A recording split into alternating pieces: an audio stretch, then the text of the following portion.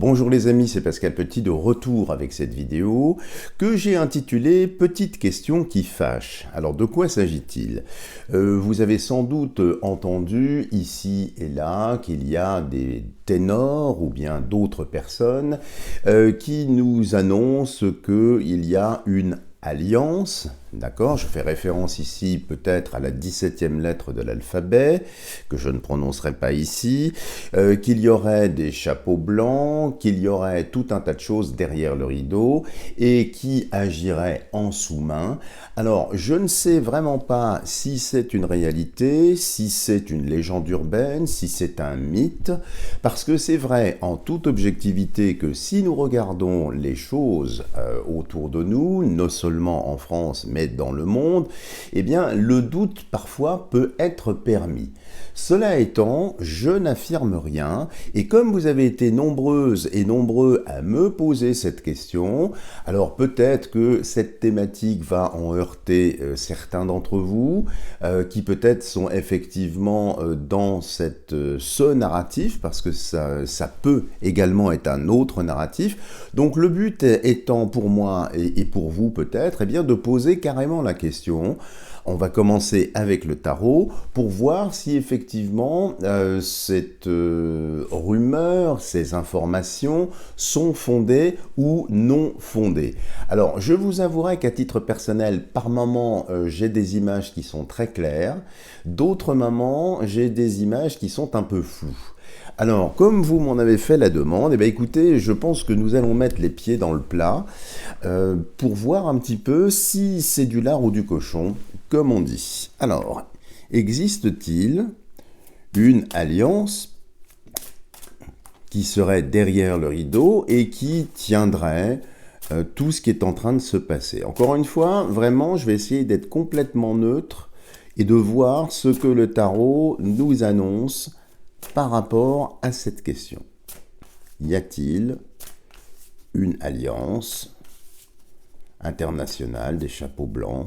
Est-ce que tout ça est une réalité ou bien est-ce que c'est un mythe? Alors, nous allons en prélever 4 pour voir un peu. Ceci, c'est vraiment pour répondre à vos interrogations. Y a-t-il une alliance?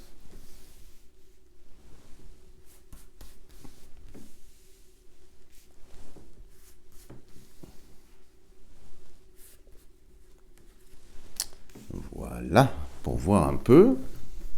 Et puis ça fait du bien aussi parfois de poser des questions qui sont peut-être franches, directes. Donc regardons tout de suite ce que le tarot peut nous dire sur cette alliance ou pas. Alors, ici, il y a la force.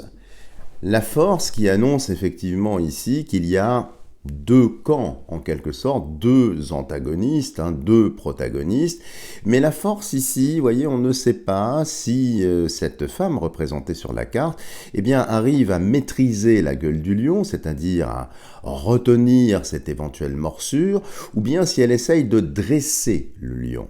Alors ici, ça annonce de toute façon, en première lecture ici, qu'il y a une, voire des forces, et ces forces ont l'air de s'opposer. Alors, s'agit-il effectivement de cette alliance? On peut le penser, ça n'est pas flagrant à ce stade-là, mais il y a quand même ici des instances, des forces qui ont tendance à retenir la gueule du lion, à vouloir maîtriser la morsure, à vouloir limiter tout un tas de choses qui ne sont pas très positives. Donc c'est bien en force, avec de la force, il y a bien une force ici. De l'autre côté, qu'est-ce qu'il y a? Il y a le pape. Alors les amis, ici, avec le pape et la force, on peut dire qu'effectivement, et on voit bien les deux camps ici au pied du pape, eh bien il semblerait, ici, en voyant ça, alors je ne peux pas dire si c'est une alliance internationale, si effectivement il y a des ramifications, si c'est comme en fait une sorte de copier-coller d'un état qui serait en surface, opposé à un état qui serait profond, mais en tout cas ici, on peut voir qu'il y a quand même quelque chose qui reçoit du reste la la bénédiction ici de ce pape. Donc il semblerait qu'il y ait quand même ici des forces, des groupes. Alors j'ai pas une image ici de cohésion ou de cohérence totale. Comme s'il y avait, si vous voulez, des forces d'opposition, ça semble être validé ici par le tarot, mais qui ne sont pas spécialement concentrées. J'ai une sensation de dilution, pardon, comme si c'était un petit peu variable d'un pays à l'autre ou par corps d'État. En tout cas, ici, le pape, ça traduit bien le pouvoir au sens large en place. C'est pas simplement ici l'Église, mais évidemment les gouvernements. Donc, par rapport à ces gouvernements, par rapport à ce qu'ils font, il y a effectivement une ou des forces qui s'opposent à ça, et là je ne parle pas, je dirais, du peuple qui effectivement se réveille de plus en plus et s'oppose, là je parle de forces peut-être militaires, je n'en sais rien. Donc à ce stade du jeu, il semblerait qu'il y ait quelque chose, les amis. En haut, il y a le fou ou le mat. Alors, quand il y a le mat qui sort, ça indique que de toute façon, la situation ne va pas durer. Parce que c'est une arcane qui n'a pas de numéro ici, ça correspond dans les anciens jeux au joker, vous savez, le fou, le bouffon. Qu'est-ce que c'est qu'un fou et un bouffon? C'est celui qui amuse le pouvoir, c'est celui qui arrive à dissoudre aussi le pouvoir, par des facéties, par des mises en scène, par des pitreries. Eh bien, on a là un petit peu le rôle de la communication. Et quand je vois ça, effectivement, ça a l'air de valider qu'au niveau de la communication, avec tout ce que nous avons pu vivre, tout ce que nous avons pu voir et entendre, vous n'êtes pas sans remarquer quand même qu'il y a des anomalies dans la communication, qu'il y a quand même des excès, qu'il y a une forme de folie, qu'il y a vraiment des choses qui ne vont pas dans le bon sens. Eh bien, vous voyez, on a ici, sur le plan horizontal, eh bien, des forces qui travaillent, je pense, un petit peu dans l'ombre, effectivement, qui s'opposent, peut-être pas frontalement, peut-être pas directement derrière le rideau, mais il y a quand même quelque chose ici en voyant ça. Et le fou, eh bien le fou s'est laissé, je dirais, le film, si on peut dire, se dérouler jusqu'au bout.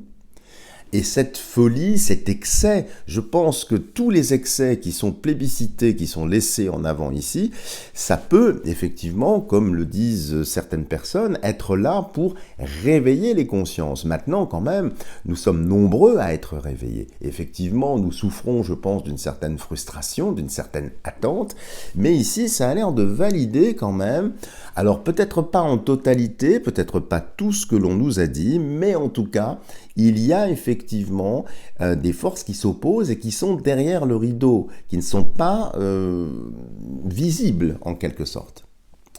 Et de l'autre côté, qu'est-ce qu'il y a? Il y a l'empereur, avec ici une dimension très militaire, ou je ne sais pas comment le qualifier. Donc ici, il semblerait bien que, parce que ces deux lames-là traduisent le pouvoir. Ici, c'est un pouvoir un petit peu plus régalien. Alors, évidemment, un empereur, c'est au-dessus du roi, donc c'est effectivement tous les systèmes comme l'Europe, comme toutes ces choses-là. Mais on voit bien ici qu'il y a ces deux pouvoirs. Ces deux pouvoirs qui s'expriment de différentes façons. Donc ici, j'ai l'impression qu'effectivement, il y a quelque chose. Alors, il y aurait donc une existence de cette alliance. Alors, c'est sans doute pas le bon terme, c'est un terme sans doute générique. Et ce que l'on peut voir ici aussi, c'est que dans la communication, dans les messages, alors prétendument d'une alliance, eh bien, ils vont utiliser un narratif contraire, le but étant de déstabiliser les personnes qui peut-être adhèrent ou qui espèrent dans cette alliance. C'est-à-dire que le but de leur jeu ici, quand je vois ces quatre lames, c'est que nous ne sachions plus ce qui est vrai, ce qui est faux. C'est donc ici embrouiller les consciences, renverser les conventions, pour que de guerre lasse, ne sachant plus si c'est du lard ou du cochon, comme je le posais au début de ce tirage, nous soyons dans un flou artistiquement orienté pour qu'effectivement, nous lâchions prise. Puisque nous ne savons pas si c'est vrai ou faux, eh bien, nous sommes perdus. C'est donc une volonté d'utiliser peut-être à grand renfort, parfois plus ou moins de publicité, ou bien de zélateurs de cette idéologie, eh bien, dire des choses, mais qui vont peut-être à l'encontre de la réalité. Comme si, j'allais dire, l'Alliance elle-même utilisait un narratif, peut-être excessif, mais un narratif où elle va se tirer une balle dans le pied elle-même. Vous voyez ce que je veux dire? Le but étant peut-être de masquer les actions qu'elle va entreprendre. Donc vous voyez, il y a quand même ici dans la communication, eh bien, un jeu trouble. C'est-à-dire que cette alliance utilise aussi des vecteurs, des informations, peut-être pour prêcher le faux, peut-être pour montrer le vrai, ou peut-être l'inverse. Alors, je ne sais pas si je suis très clair dans ce que je dis, mais vous voyez, donc ça montre bien que ça n'est pas si clair que ça. Alors, on va faire l'addition ici. Nous avons donc 4 plus 5, ça fait 9. 9 plus 11, ça fait 20. Plus 0, 20. Et 20, qu'est-ce que nous avons ici? Eh bien, 20, les amis, c'est le jugement. Je vais prélever tout de suite. Voilà. Alors, nous avons ici au centre, oui, c'est bien ça, 9, oui, ça fait 20, oui, pardon, je recomptais parce que j'ai toujours tendance à oublier une retenue, vous savez, je suis un très très mauvais élève. Donc avec le jugement ici, qu'est-ce que ça annonce, qu'est-ce que ça apporte en plus? Eh bien, c'est ici, vous voyez, l'ange de la résurrection, l'ange de l'Apocalypse. Apocalypse dans le sens, évidemment, de révélation. Donc de toute façon, ici, ce que ça indique, c'est que toute cette folie, tout ce narratif, eh bien, va finir par tomber. Je ne sais pas quand, bien évidemment, je ne peux pas annoncer de date, mais il semblerait qu'il y ait bien quelque chose en préparation qui a tendance, vous voyez, à nous dénuder, donc à nous faire perdre le nord, le sud, l'est et l'ouest, donc nous ne savons plus si c'est du lard ou du cochon. C'est donc une période de trouble et cela renvoie évidemment à ce qui est inscrit dans l'Apocalypse de Saint Jean, où sur cette période, si vous voulez, il y a une grande confusion. Les valeurs sont complètement inversées. Et donc je pense qu'il y a effectivement, quand on voit ça, eh bien, des forces. Moi, je n'ai pas quelque chose de monobloc, j'ai quelque chose d'un peu plus dilué, mais qui s'oppose très certainement derrière le rideau et qui utilise aussi pour continuer un narratif faux les mêmes médias que l'État profond. C'est-à-dire qu'ils sont en fait sur la même ligne pour communiquer. Et c'est pour ça que nous qui sommes, j'allais dire, au bout du tuyau, eh bien, dans le substrat qui en sort, nous sommes un petit peu perdus. Parce qu'on a l'impression, effectivement, qu'il ne se passe rien. Même si nous allons sur les médias alternatifs pour avoir de l'information, eh bien, cette information n'est souvent pas cohérente. Eh bien, il semblerait que cette logorée qui va un petit peu dans tous les sens, eh bien, ce soit voulu. Mais que nous arrivons, de toute façon, alors je ne sais pas quand, ça c'est la grande question, ne m'en veuillez pas, je n'ai pas cette sensibilité pour poser une date, mais je vous avais déjà parlé de 2025. 2025, pourquoi? Alors c'est une intuition que j'ai eue depuis très longtemps, peut-être suis-je complètement à côté de la plaque et je le souhaite, mais il y a aussi des conjonctions astrologiques très très intéressantes dans cette période-là. S'il y a du reste parmi vous des astrologues, eh bien n'hésitez pas à me dire sous la vidéo ce que vous pensez de la période 2025. Voilà ce que l'on peut dire. Alors ce que je vous propose, c'est de poursuivre un petit peu, puisque le tarot semble valider l'existence, on va dire, d'une alliance ou de l'alliance, et de prendre le grand oracle français et essayer de demander où en est leur plan. Parce que c'est vrai que par moments, on a l'impression que tout est un petit peu en dormition, statique, que ça n'avance pas. Donc, où est-ce que cette alliance en est vis-à-vis des plans? Est-ce que nous allons vers des grandes révélations, des grands bouleversements? Ou bien est-ce que tout cela, c'est simplement peut-être pour contenir, endiguer les choses? On sait déjà, on l'a vu dans le tarot, qu'il y a bien une alliance, mais peut-être pas sous la forme à laquelle nous pensons. Ça a l'air d'être un petit peu plus sporadique, un petit peu plus dilué, ce qui expliquerait peut-être un certain attentisme. Alors, regardons tout de suite où en est le plan de cette alliance. Nous allons couper le jeu. Alors, nous avons le carrousel. Le carrousel, c'est les loisirs, c'est la joie. Alors, ça a l'air d'annoncer que de toute façon, nous allons vers une certaine joie, vers une certaine légèreté, quelque chose de très positif ici. Puis le carrousel, c'est un manège. Un petit manège, comme si nous étions trimballés, comme si nous étions sur un petit manège, vous voyez, qui tourne, mais qui n'avance pas. C'est-à-dire, nous faisons un petit peu du surplace, comme s'il y avait une attente également. Et de l'autre côté, il y a le bouquet. Le bouquet, c'est un cadeau. Alors, rien que dans cette coupe-là, ça a l'air d'annoncer que de toute façon, par rapport effectivement à ces groupes d'opposition, à cette alliance, eh bien, il y a de belles surprises en préparation. Et ça va être la fête. Alors là, je rejoins peut-être effectivement le narratif officiel que nous entendons, mais ça a l'air ici en tout cas, dans ce tirage, eh bien, d'être validé. Alors regardons si on peut avoir un petit peu plus de détails, peut-être sur le temps, peut-être sur la forme, je n'en sais rien. Nous allons en prélever 9 pour voir tout ça. Puis n'hésitez pas à me dire en commentaire ce que vous en pensez aussi, et puis me proposer peut-être des thèmes, des questions, même si elles sont un petit peu dérangeantes, que vous souhaiteriez que je traite. Pourquoi pas? Donc n'hésitez pas, hein, la parole est libre hein, sur cette chaîne, hein, vous l'avez remarqué, donc vous pouvez bien sûr vous exprimer. Alors, où en est cette alliance par rapport à son plan?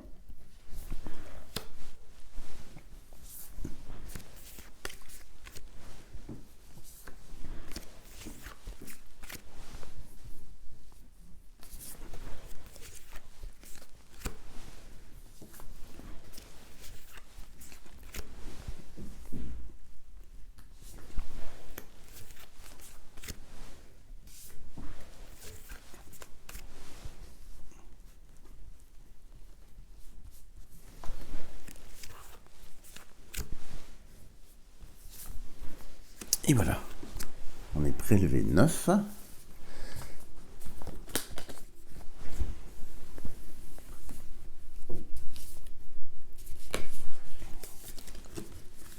Et nous allons disposer le tirage tout de suite.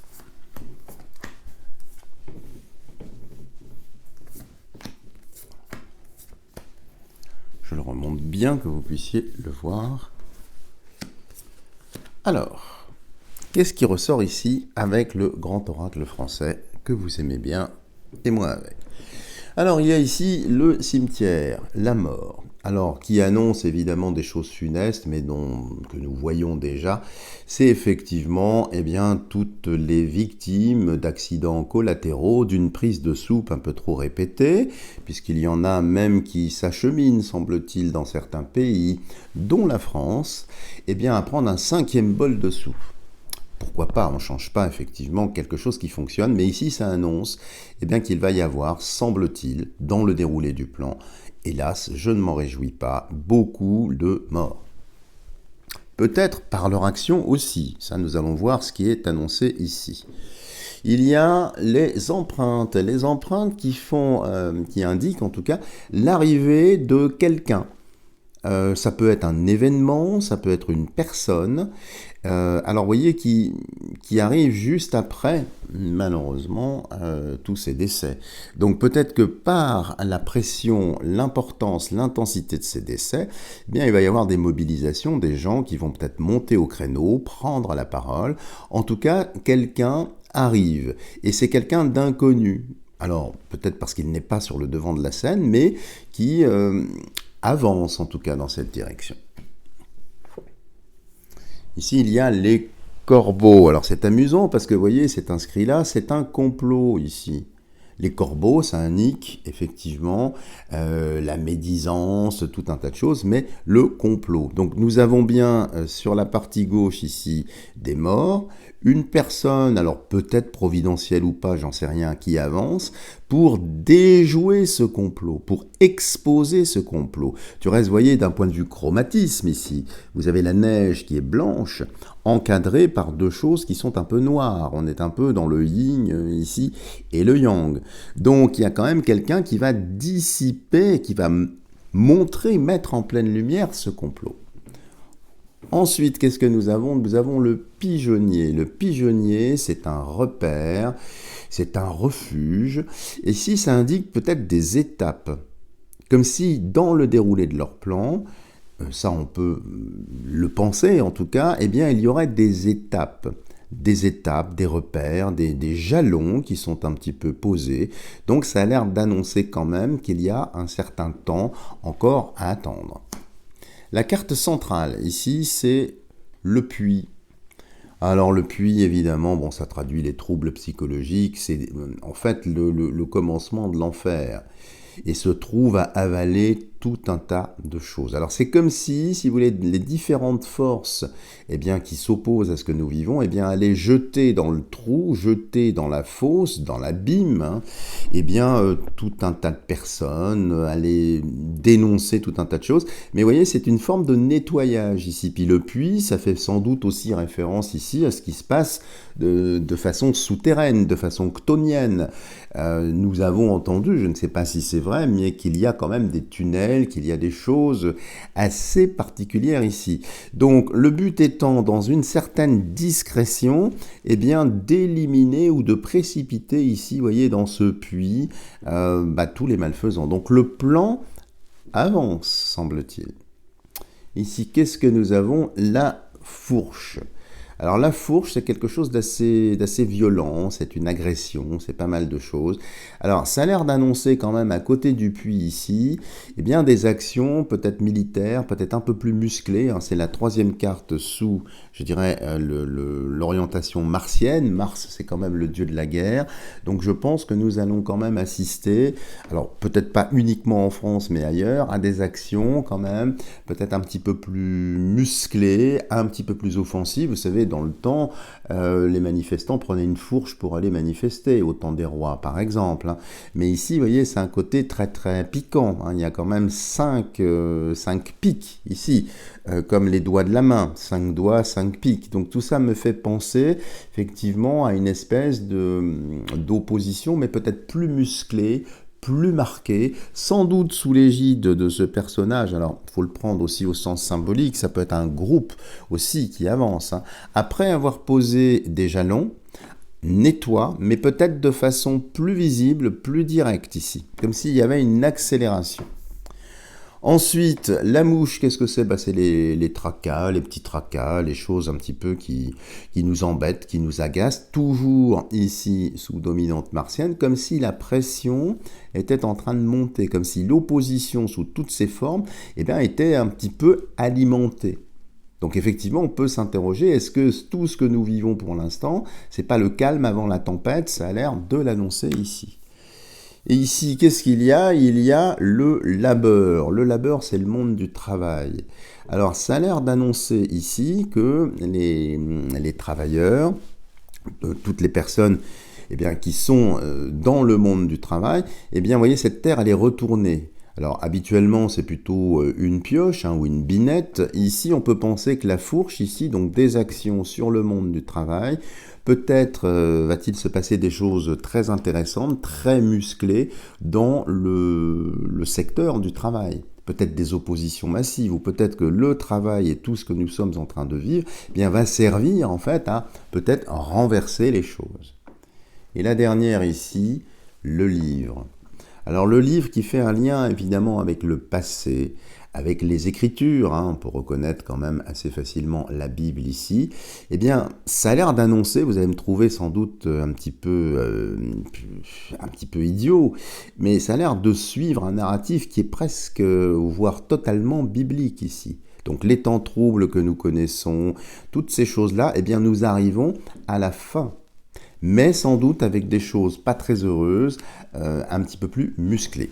Voilà les amis, si vous avez aimé cette vidéo, n'hésitez pas à me lâcher des tonnes de petits pouces en l'air. Si vous n'êtes pas encore abonné à ma chaîne, n'hésitez pas à le faire, en n'oubliant pas d'activer la cloche de notification pour être sûr de ne rater aucune vidéo. N'hésitez pas également en commentaire à me dire les sujets que vous souhaiteriez que je traite avec les différents oracles. Et puis la semaine prochaine, je vous l'annonce déjà, en plus de la vidéo hebdomadaire, je vous ferai une petite présentation d'un oracle qui m'a été très gentiment offert par un couple que j'apprécie beaucoup. Je pense que le monsieur est artiste peintre, si je me rappelle bien. Il m'a offert un oracle qui s'appelle l'Oracle Fusion. Je vous ferai une petite vidéo de présentation parce que c'est un jeu très intéressant, très très belle couleur, et puis surtout un jeu qui est très simple, très facile à appréhender et qui pourrait peut-être être un outil très utile pour certains d'entre vous qui vous intéressez, vous aussi, à la cartomancie. Entre-temps, je demeure à votre entière disposition pour effectuer des tirages personnalisés. Si vous êtes intéressé, vous avez tout ce qu'il faut sous la vidéo. Voilà les amis, je vous dis à bientôt pour une prochaine vidéo.